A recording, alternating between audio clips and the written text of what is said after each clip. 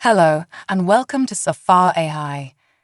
Today, we travel back to the early 1600s to explore how the Dutch, Swedes, and English began to settle in North America through trade, exploration, and founding colonies like New Amsterdam and Maryland.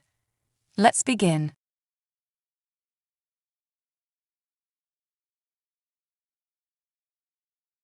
Imagine stepping back into the early 1600s.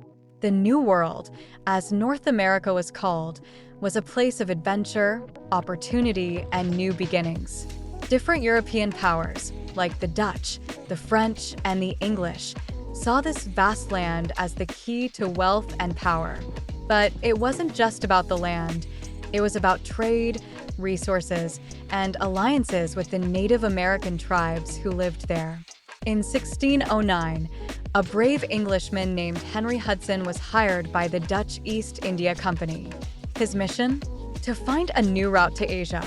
Instead, he found something else, a mighty river that would later bear his name, the Hudson River. As Hudson sailed further inland, he explored the area that would eventually become New York City and even further north to what we now know as Albany. The Dutch were quick to see the potential in this new land. They were especially interested in the fur trade, which was booming at the time. To secure their place in this profitable trade, they formed close ties with the Iroquois Confederacy, a powerful group of Native American nations.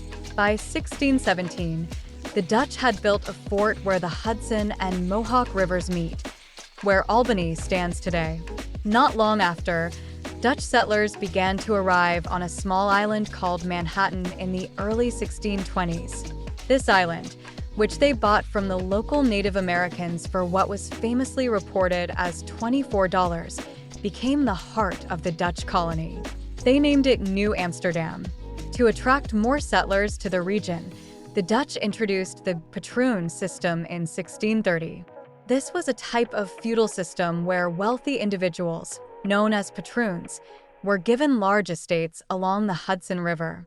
In return, they had to bring at least 50 people to live and work on the land. These patroons had significant power. They could fish, hunt, and even make laws on their lands. But in return, the settlers had to pay rent and give the patroon first dibs on any extra crops they grew. Meanwhile, to the south, another European power was eyeing the land. In 1638, a Swedish trading company, closely connected with the Dutch, tried to set up its own colony along the Delaware River. This settlement, called New Sweden, didn't last long. Lacking the resources to defend and grow their territory, the Swedes were eventually absorbed into the larger Dutch colony of New Netherland, and later into the English colonies of Pennsylvania and Delaware. While the Dutch and the Swedes were establishing themselves in the north, another story was unfolding further south. In 1632, the Catholic Calvert family received a charter from King Charles I of England for a piece of land just north of the Potomac River.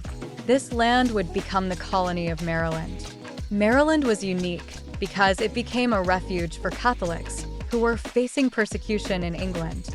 The Calverts wanted to create a safe place for Catholics, but they were also interested in making money. To attract more settlers, including Protestants, they offered land to those willing to work it. This strategy worked, and soon Maryland was growing rapidly. However, this growth brought challenges.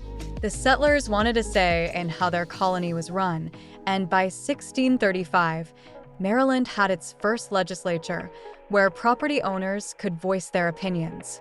The early history of North America is a story of exploration, competition, and settlement.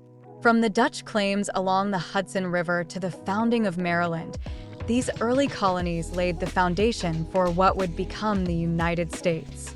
The legacy of these settlers lives on in the names of places, the traditions they started, and the complex history they helped to shape. Thank you for watching. Keep learning with Safar AI. Small steps make big progress.